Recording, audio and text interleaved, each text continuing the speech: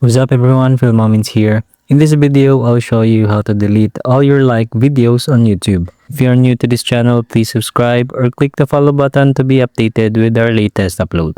Let's go ahead and open the YouTube app. Then go to your profile. In here, select Manage All History. And then you will get to this page. Right here, you have to click on Interactions. Under video interactions, select on video likes and dislikes. Then you will see all your videos on YouTube. Now you have three options in order to delete your videos. The first one, you can delete the videos one by one by clicking this X button next to the video. And then the second one, you can delete your videos per day. Example, you have multiple videos per day. You can click the X button next to the date.